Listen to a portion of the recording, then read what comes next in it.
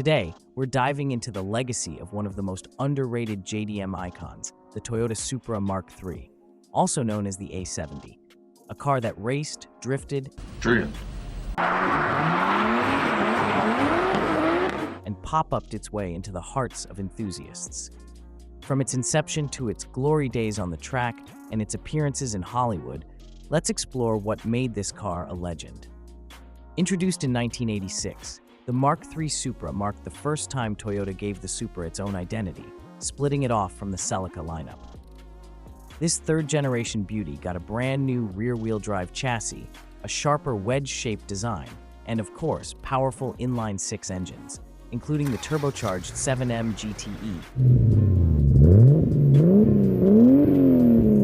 The Supra wasn't just a sports car, it was Toyota's answer to the growing demand for tech-packed GT cars, designed to rival cars like the Nissan Z Series and Mazda RX-7.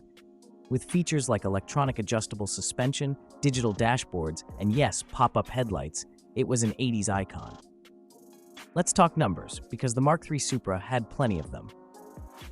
Under the hood, you had engine options depending on your region, including the 3-liter A70 GTE turbocharged Inline-Six, producing 232 horsepower and 344 newton-meters of torque. The 3-liter A70 GE naturally aspirated Inline-Six with 200 horsepower. The 2-liter 1G GTE twin-turbo Inline-Six, available only in Japan, making 210 horsepower. And the legendary 2.5-liter 1JZ GTE Inline-Six twin-turbo, introduced in 1990, producing 276 horsepower, adhering to Japan's gentleman's agreement on horsepower limits. In its turbocharged debut, the Supra could hit 0 to 100 kilometers per hour in just 6.3 seconds, beating out some competitors of its time. Not bad for a car that weighed 1.6 ton. And if you had the A70 GTE, you also got an exciting optional feature: head gasket issues. That's just Toyota keeping mechanics in business. The Mark III Supra didn't just stay on showroom floors, it became a favorite among tuners and enthusiasts. Its bulletproof inline-six engines, especially the A70 GTE and later the 1JZ GTE, could handle serious power upgrades. With some tuning, these cars could easily push 500-plus horsepower on stock internals. Talk about untapped potential. The Supra's rear-wheel drive layout, balanced chassis, and adjustable suspension made it a great platform for drifting. It might have been heavier than the Nissan Silvia or Toyota Corolla AE86, but that just made it all the more satisfying when you nailed that perfect corner slide. Now here's where the Supra gets interesting. While it was a solid road car, it faced tough competition on the track. In the late 80s and early 90s, it entered Group A touring car racing, but was often overshadowed by legends like the Nissan Skyline GTR R32, aka Godzilla,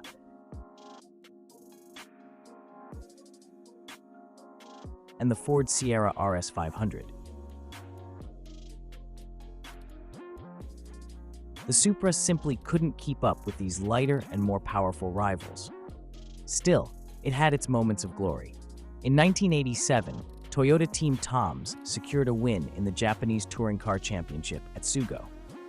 In 1991, Australian team Fitzgerald Racing won the inaugural Bathurst 12-hour race. And in endurance racing, a Supra Mark III finished 5th overall at the 1988 Spa 24 Hours, proving its durability.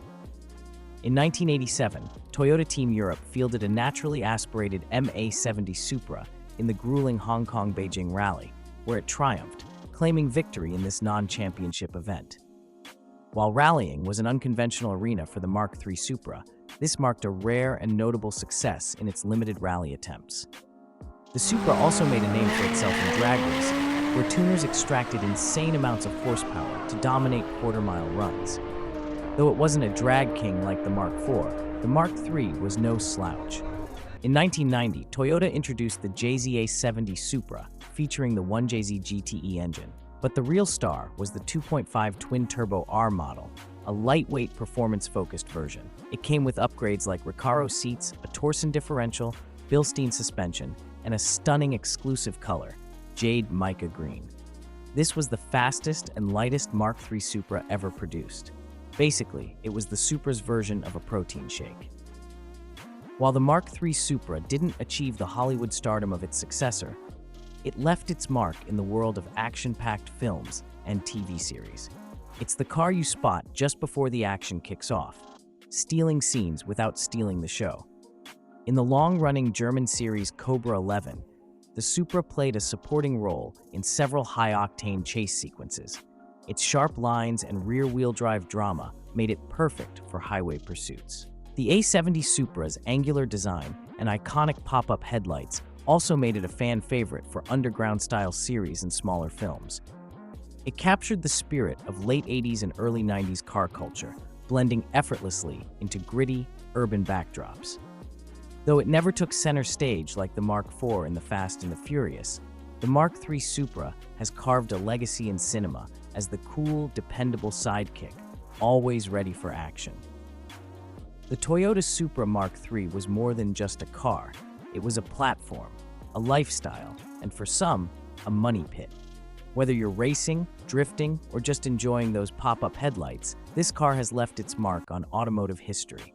Thanks for tuning in to Model Breakdown. Be sure to like, subscribe, and tell us what car we should cover next.